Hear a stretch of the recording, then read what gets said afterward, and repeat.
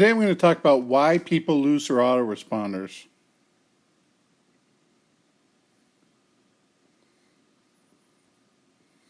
Most people want to blame their leads, and that is one of the issues.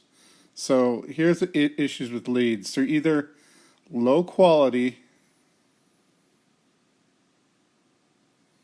which is made up of two things. They either bounce.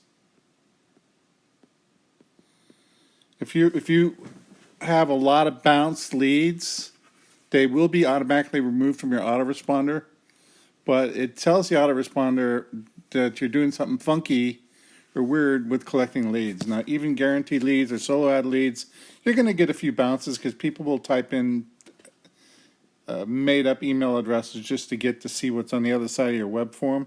Happens all the time. I'll go to a web form and I want to see what it is, and I don't want to receive your junk, so I'll type blah blah blah blah .gmail.com or at gmail.com, and that's how easy it is for you to get an email that's going to bounce. You have a high percentage of those, it's going to cost you your account. Next thing would be spam complaints. Now, there are two different types of spam complaints, either from your email or they claim they didn't sign up. The fact is, most of the people on the autoresponder list don't know what they're signing up for. And honestly, they don't know who the heck you are because they signed up for 10 other guys' lists too. So people claiming they never signed up doesn't really hold water because they don't even know. So they don't get much negative, and you won't necessarily lose your account based off of claims unless there's a lot of them. And I'm talking over like 0.02%. And it happens consistently, day after day. Then you got a chance of losing your account. Your email is going to be more important, and that's actually the number two thing. It's deceptive business practices. Now, deceptive emails are like things that show up in your inbox that are designed to get, well, let's just call them clickbait. And we call it in our market tricky clicks, because these emails are like, we have $1,000 to deposit your account. Please click this link to confirm receipt.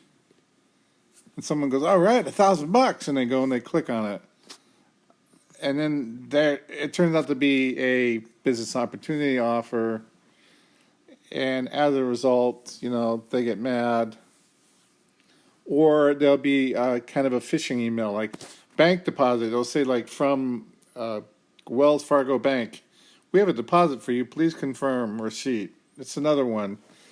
What happens is your autoresponders are looking at your bounce rates, and they're looking at your spam complaints, and they're reading your emails.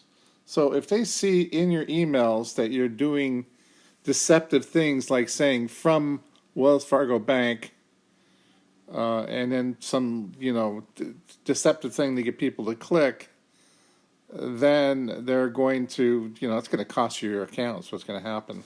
And it should.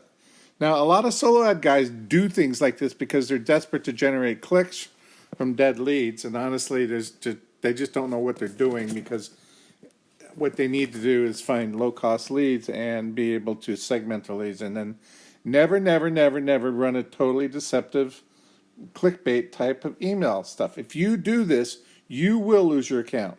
This is the number one reason right there. So when someone buys a solo ad from you and they come back and say, I lost my autoresponder because of your leads are no good. No. It's typically their email practices. Okay. The other type of deceptive emails you have would be like, go to teeth whitener, let's say.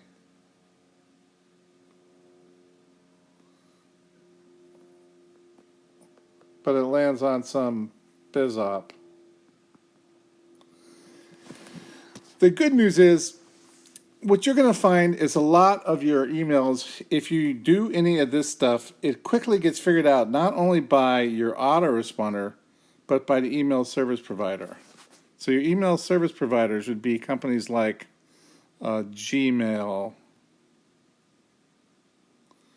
Yahoo, Hotmail, etc. These are your email boxes. Now, Gmail is Google, so they're actually going to read every email.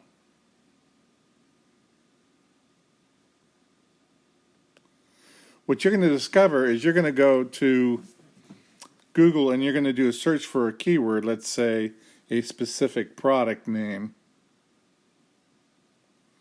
Let's call it ClickBank loophole product, whatever.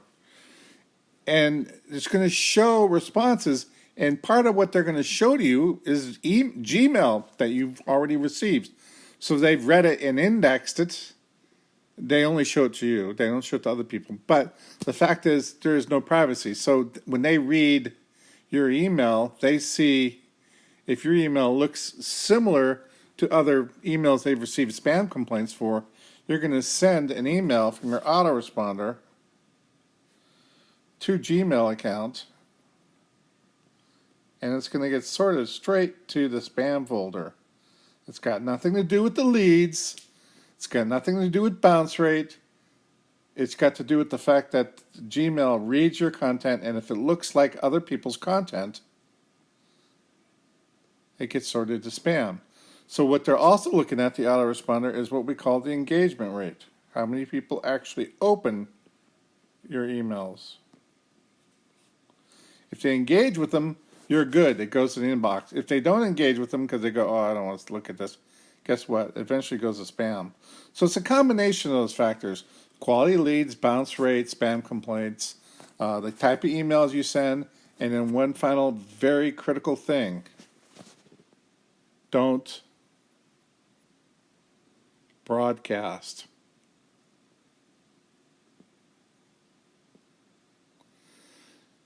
Now, I know everyone's going to say, well, I want to send an email out to let my list members know about this new product launch. I want to win the JV contest. I want to broadcast are what's going to kill you. Now, here's why. The increased complaints. And if you're emailing swipe from a vendor, it's going to increase the amount of mail that goes in your spam box, which increases your percentage of spam messages, and it reduces your overall score so that more of your email goes to the spam folder. When it goes to the spam folder, you're not going to sell much, if anything. Occasionally you'll get an order out of the spam folder, but very, very rarely. So that's what broadcasts do to you. So instead, you set up mail sequences, or we call them sales funnels. I set up 90-day sequences. I just stuff people into it. If somebody's got a product launch and they want me to promote their product launch, I don't send that broadcast. I just put it into the sequence. You'll never see my name on their leaderboards. I've won probably 30 JV contests in the past. I don't care about that stuff. I don't care about their prize money. I don't want to lose my ability to deliver email, and I don't want to lose my autoresponder account. Now, I use different autoresponders for different purposes. One of the best ones that I use is Aweber, and I use it strictly as a drip campaign or a sequence or whatever you want to call it. I never broadcast with it. So I pile tons of cheap leads into them. Since I scrub all my leads, in other words, when somebody puts a email address in a form, on one of my web forms, it is checked to make sure it doesn't bounces, and it gets added into the system. And so my bounce rate is low. I segment my leads so openers get promoted to. Those who don't open, I delete. So my engagement rate is high. I have very few spam complaints because I don't broadcast. And I'm not dumping the same email on the IP address from the broadcaster at the same time, for the autoresponder at the same time. So that means that they're not having to deal with a bunch of complaints, or they're not getting a pile of emails all going to the spam folder because they're the same as everyone else is promoting. So this is why people lose their autoresponders and how you can prevent it. Hope you have a great day.